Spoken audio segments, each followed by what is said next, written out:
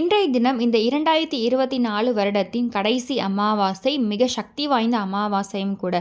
இந்த அமாவாசையில் நீங்கள் இரவு தூங்குறதுக்குள்ளே 12 மணிக்குள்ளே இந்த 2 பொருளை சும்மா எரியுங்க. இதை அனைத்து மதத்தினருமே செய்யலாம். கடன் பிரச்சனை தீரணும், பணம் சேரணும், வீட்டில் நேர்மறை ஆற்றல் அதிகரிக்கணும், எதிர்மறை ஆற்றல் நீங்கணும், நெகட்டிவ் வைப்ஸ் நீங்கணும்னு நினைக்கிற அனைவருமே நீங்கள் செய்யலாம். ரொம்ப எளிமையான விஷயம்தான். அதே மாதிரி இந்த வருடம் முடிந்து புதிய வருடம் பிறக்க போது. இந்த புதிய வருடத்தில் நமக்கு நல்ல நல்ல மாற்றங்கள் ஏற்படணும், நம்முடைய கடன் அடையணும், பணம் சேரணும், வீட்டில் நல்ல முன்னேற்றம் ஏற்படணும், வருமானம் அதிகரிக்கணும். இந்த மாதிரி அனைத்து விஷயங்களுக்காகவுமே இது உங்களுக்கு உதவி செய்யும். இதை நீங்கள் தினம்தோறும் செய்யலாம், இல்லைனா செவ்வாய் வெள்ளிக்கிழமையில செய்யலாம், அப்படி இல்லைனா அமாவாசை பௌர்ணமி நாட்களில் செய்யலாம். உங்களுடைய விருப்பம்தான். குறிப்பாக அமாவாசை பௌர்ணமி இந்த மாதிரி நாட்களில் செய்யும் பொழுது பிரபஞ்சத்தில் நேர்மறை ஆற்றல் அதிகமாக இருக்கும். ஸோ அதனால் நமக்கு நல்ல பலன் தெரியும், ரெட்டிப்பான பலன் கிடைக்க ஆரம்பிக்கும். முன்னோர்களோட ஆசீர்வாதம் நமக்கு பரிபூர்ணமாக கிடைக்கக்கூடிய ஒரு நாள் அமாவாசை. பிரபஞ்சத்தில் நேர்மறை ஆற்றல் இருக்கக்கூடிய நாட்கள் பார்த்திங்கன்னா அமாவாசை பௌர்ணமி. ஸோ இந்த 2 நாட்கள் நம்ம தவறக்கூடாது. 2 நாட்களில் நம்மளால் முடிஞ்ச சின்ன சின்ன விஷயங்களை கண்டிப்பாக தொடர்ந்து செய்யணும். அந்த 2 பொருள் என்ன, இதை எப்படி எரிக்கணும், இந்த மாதிரி எல்லா விஷயங்களும் டீட்டெயிலாக பதிவில் பார்க்கலாம். அதுக்கு முன்னாடி இது வரைக்கும் பிரணவ் சமையலை சப்ஸ்கிரைப் பண்ணல, ஃபர்ஸ்ட் டைம் பார்க்குறீங்க அப்படின்னா மறக்காமல் சேனலை சப்ஸ்கிரைப் பண்ணிக்கோங்க. பக்கத்தில் இருக்க பெல் ஐக்கனை கிளிக் பண்ணிக்கோங்க. ஸோ நம்ம போகிற ஆன்மீக தகவல்கள் நீங்கள் மிஸ் பண்ணாமல் பார்க்கலாம், நோட்டிஃபிகேஷன்ஸ் வரும்.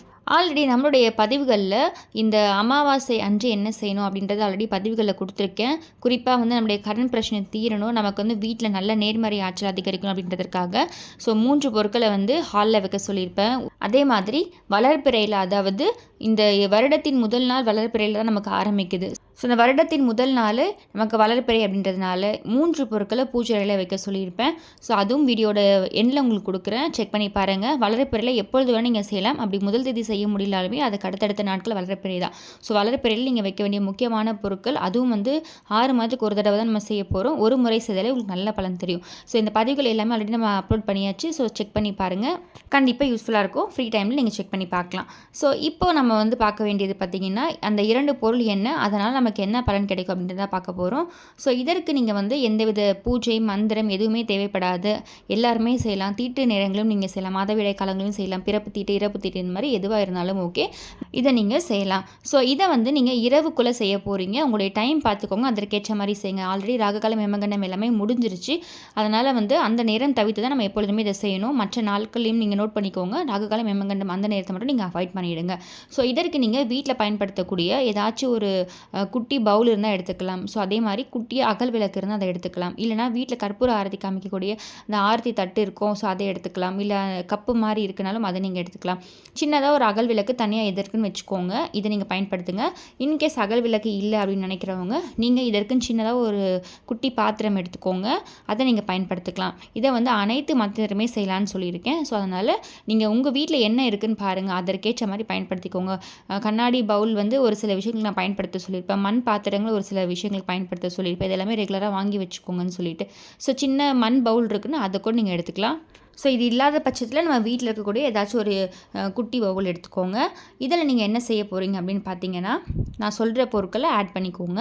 அதை நம்ம எரிக்க போகிறோம். இது எல்லாத்துக்குமே வீட்டில் நல்ல ஒரு பாசிட்டிவ் வைப்ஸ் உங்களுக்கு கிடைக்கக்கூடிய ஒரு பொருட்கள் தான். ஸோ முதல் பொருள் பார்த்தீங்கன்னா பச்சை கற்பூரம். பச்சை கற்பூரம் இருக்குது அப்படின்னா நீங்கள் பயன்படுத்திக்கலாம், இது ஆப்ஷனல் தான், இல்லைன்னா ஒன்றும் பிரச்சனை கிடையாது. ஸோ அடுத்து நம்ம சொல்லக்கூடிய பொருட்கள் தான் ரொம்ப முக்கியமான பொருட்கள். நார்மலாக நம்ம வீட்டில் பூஜைக்கு பயன்படுத்தக்கூடிய பூங்கற்பூரம், கற்பூரம் இருக்கும் பார்த்தீங்களா, அந்த கற்பூரம் 1 இல்லை 2 எடுத்துக்கோங்க. இப்போ நீங்கள் பகல் டைமில் செய்கிறீங்க அப்படின்னா வீட்டில் இருக்கக்கூடிய அனைத்து கதவுகளுக்கு பின்னாடி மூலை முடுக்கிலையும் நம்ம காமிக்க போகிறோம். ஸோ அதனால் அதற்கேற்ற மாதிரி நீங்கள் பயன்படுத்திக்கலாம். ஸோ எரிஞ்சு முடிஞ்சதுக்கப்புறம் தான் நம்ம அந்த மூலை முடுக்குகள் எல்லாத்துலேயுமே காமிக்க போகிறோம். ஸோ மினிமம் ஒரே ஒரு கற்பூரமே உங்களுக்கு போதுமானது. ஸோ ஒரு பூங்கற்பூரம், நார்மல் கற்பூரம் எடுத்துக்கோங்க. இதுலேயுமே பார்த்திங்கன்னா நிறைய டூப்ளிகேட்ஸ் எல்லாமே வரும். ஒரு சில கற்பூரம் நல்லா இருக்காது, அதை எடுக்கும் போதே ஒரு விதமான ஒரு ஸ்மெல் இருக்கும். இதே நீங்கள் நார்மலாக பூங்கற்பூரம் கேட்டு வாங்குறீங்களா, ஸ்கொயராக இருக்கும் அந்த கற்பூரம் எல்லாமே வாங்கினீங்கன்னா நல்லாயிருக்கும். இந்த பட்டன் மாதிரி இருக்கும் அந்த கற்பூரம்லாம் மெழுகு மாதிரி இருக்கும், அது எரிஞ்சு முடிச்சோடனே ஒன்றுமே இருக்காது. நம்ம கற்பூரம் ஏற்றுவதே பார்த்திங்கன்னா வீட்டில் நல்ல ஒரு நேர்மறை ஆற்றல் இருக்கணும் அப்படின்றதுக்காக தான். ஸோ இதுவும் நீங்கள் நல்ல கற்பூரமாக பார்த்து எப்பொழுதுமே வீட்டில் யூஸ் பண்ணுங்கள், பூஜைக்கும் சரி மற்ற விஷயங்களுக்கும் சரி. நம்ம வந்து பார்த்து வாங்கி வச்சுக்கணும். ஸோ இப்போ கற்பூரத்து கூட 2-3 கிராம்பு போட்டுக்க போகிறீங்க. க்ளோவ்ஸ் நம்ம சமையலுக்கு பயன்படுத்தக்கூடிய கிராம்பு. இது வந்து உங்களுக்கு நல்ல நேர்மறை ஆற்றலை கொடுக்கும். மகாலட்சுமி தயார் வாசம் செய்யக்கூடிய முக்கியமான பொருட்கள் இந்த கிராம்பு ரொம்ப முக்கியம். ஸோ ஆல்ரெடி நான் ஏலக்காய் பற்றி சொல்லியிருப்பேன், பச்சை கற்பூரம் பற்றி சொல்லியிருப்பேன், நிறைய பதிவுகள் நம்ம தொடர்ந்து இதெல்லாமே பார்த்துட்டு தான் வரும். ஸோ இது எல்லாமே பணத்தை ஈர்த்து தரக்கூடிய பொருட்கள்னு சொல்லிட்டு பச்சை கற்பூரம், ஏலக்காய், கிராம்பு இது எல்லாமே நீங்கள் வந்து பணம் வைக்கும் இடத்துல பர்ஸில் எல்லாமே போட்டு வைக்கலாம். இந்த வாசனை உங்களுக்கு நல்ல ஒரு பணவரவை ஏற்படுத்தி கொடுக்கும், நேர்மறை ஆற்றலை ஏற்படுத்தி உங்களுக்கு கொடுக்கும். ஸோ 3 கிராம்பு நீங்கள் இதில் போட்டுக்கோங்க. மொட்டோடு இருக்க மாதிரி போடுங்க, மொட்டு இல்லாமல் போடக்கூடாது. இந்த கிராம்பு, கற்பூரம் இது 2 பொருளையுமே நீங்கள் என்ன பண்ண போகிறீங்கன்னு பார்த்தீங்கன்னா, உங்களுக்கு கடன் அடையணும்னு சொல்லி மனதார வேண்டிட்டு போட போகிறீங்க.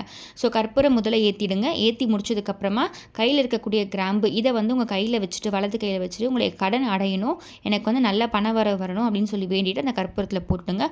அது எரிஞ்சு முடிக்கிற வரைக்கும் அதற்கிட்டே நீங்கள் அதை பார்த்துட்டே உங்களுக்கு என்ன வேண்டுதல் இருக்கோ அதை சொல்லுங்கள்.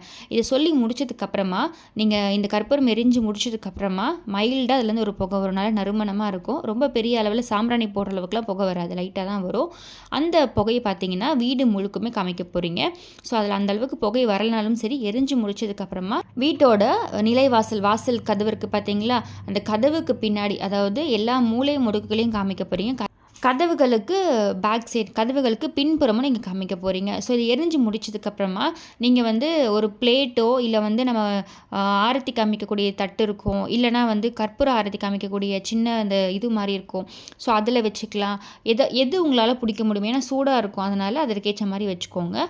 ஸோ அதில் வந்து நீங்கள் வைக்கும் பொழுதே பிடிச்சி பார்த்து பத்திரமா அந்த பிளேட்டில் வச்சுக்கோங்க. எல்லா இடத்துலையும் நீங்கள் எடுத்துகிட்டு போய் காமிக்கணும் அப்படின்றதுனால. ஸோ சாம்பிராணி போடுற தூபக்காலாக இருக்கலாம். ஸோ எதில் வேணால் நீங்கள் எடுத்து வச்சுக்கோங்க. வச்சுட்டு எல்லா கதவுகள் பின்னாடியும் மூலை முடுக்கலையும் காமிங்க. இந்த இடத்துல எல்லாமே நெகட்டிவிட்டி, கந்திருஷ்டி இது எல்லாமே இருக்கும். பொதுவாக பார்த்திங்கன்னா நமக்கு வந்து தெரியாத இடங்கள் சொல்லுவாங்க. நம்ம உடல் பகுதியிலேயே முதுகில் தான் வந்து சனி இருப்பாங்கன்னு சொல்லுவாங்க. அதனால் குளித்து முடிச்சதுக்கப்புறம் முதல்ல நீங்கள் முதுகை தான் துடைக்கணும்னு சொல்லுவாங்க. நமக்கு வந்து எட்டாத இடம் அப்படின்றதுனால அந்த இடத்துல தான் சொல்லுவாங்க. நம்ம ஒரு பகுதிக்குமே ஒரு இது சொல்லுவாங்க. அந்த மாதிரி தான் நம்ம உடல்லையுமே சரி, வீட்லேயுமே சரி, இந்த ஒரு சில இடங்களில் தான் நமக்கு தேவையில்லாத விஷயங்கள் எல்லாமே நமக்கு அந்த இடத்துல ஸ்டோர் ஆகும். ஸோ அதனால் நீங்கள் வீட்டோட மூலை முடுக்குகள், கதவுகளுக்கு பின்னாடி தான் இந்த நெகட்டிவ் வைப்ஸ், கந்திருஷ்டி எல்லாமே இருக்கும். அதனால் எப்பொழுதுமே நீங்கள் பெருக்கும் பொழுதும் சரி, இல்லை சாம்பிராணி போடும் பொழுதும் சரி, இந்த மாதிரி எல்லா இடங்களையுமே காமிக்கணும். குறிப்பாக கதவுகளுக்கு பின்னாடியும் மூலை முடுக்குகளையும் காமிக்கணும். அதே மாதிரி தான் நீங்கள் குளித்து முடிச்சதுக்கப்புறம் முதல் விஷயம் பார்த்திங்கன்னா உங்களுடைய முதுகை தான் துடைக்கணும். சேம் நம்ம வீட்லேயுமே பார்த்திங்கன்னா எப்பொழுதுமே இந்த கதவுகளுக்கு பின்னாடி எல்லாமே நீங்கள் நல்ல வாசனை நிரம்பி இருக்கக்கூடிய பொருட்களை பயன்படுத்துங்க. ஜவ்வாது இது எல்லாமே கொஞ்சம் தண்ணீரில் கரைச்சி மூலை முடுக்குகள், கதவுகளுக்கு பின்னாடி சும்மா ஒரு ட்ராப் நீங்கள் வைக்கலாம். ஸோ இந்த மாதிரி வைக்கும்பொழுது அங்கே நல்ல நேர்மறை ஆற்றல் உங்களுக்கு இருக்க ஆரம்பிக்கும். ஸோ இந்த மாதிரி சின்ன சின்ன விஷயங்கள் நீங்கள் ஃபாலோ பண்ணவே போதும், ஆட்டோமேட்டிக்காக உங்களுக்கு நல்ல முன்னேற்றம் ஏற்பட ஆரம்பிக்கும். அது மட்டும் இல்லை, நம்ம இதை மட்டும் செஞ்சுட்டு நம்ம வந்து சும்மா வெயிட் பண்ணால் நமக்கு பணம் வரும்னு வெயிட் பண்ணக்கூடாது. நம்ம உழைப்பை கண்டிப்பாக போடணும். நம்ம உழைப்பு போடுற இடத்துல உங்களுக்கு 200% வெற்றி கிடைக்கும். அதில் இருக்கக்கூடிய தடங்கள் எல்லாமே நீங்கும். கடன் அடைக்கிறதுக்கான தடைகள் இருக்குது, பணம் சேரத்துக்கான தடைகள் இருக்குன்னா அந்த தடைகள் எல்லாமே நீங்க ஆரம்பிக்கும் உங்களுக்கு. ஸோ இந்த 2 பொருள் எரிஞ்சு முடிச்சதுக்கப்புறம் எல்லா இடத்துலையுமே காமிச்சதுக்கப்புறம் வீடு ஃபுல்லாக காமிக்க வேணாம், கதவுகள் மூலை முடுக்குகள் மட்டும் காமிச்சதுக்கப்புறமா நீங்கள் வந்து இதை அப்படியே எடுத்துகிட்டு போய் ஒரு இடத்துல வச்சுருங்க. ஹால்லையோ இல்லை கிச்சன்லேயோ ஒரு இடத்துல அப்படியே வச்சுருங்க. கொஞ்சம் நேரத்துக்கு அப்புறம் அதை ஆறுனதுக்கப்புறமா அதை நீங்கள் கொட்டிடலாம். வெளியே மண்பாங்கான இடம், மண்ணில் தொட்டியில் கொட்டிடலாம், இல்லைனா டஸ்ட்பின்லையும் நீங்கள் கொட்டிடலாம். ஸோ அப்பார்ட்மெண்ட்ஸில் இருக்கும், வெளியெல்லாம் போக முடியல, கீழே கொட்ட முடியலன்னு நினைக்கிறவங்க நார்மலாக நீங்கள் டஸ்ட்பினில் போட்டுடலாம், தவறு கிடையாது. இந்த கிராம்பு, பச்சை கற்பூரம், அப்படி இல்லைன்னா நார்மல் கற்பூரம், இந்த 3 பொருளுமே இருக்குது அப்படின்னால 3 பொருளுமே நீங்கள் போட்டு எரிக்கலாம். பச்சை கற்பூரம் இல்லைன்னா கற்பூரமும் கிராம்பு, இந்த 2 பொருள் மட்டுமே போதுமானது.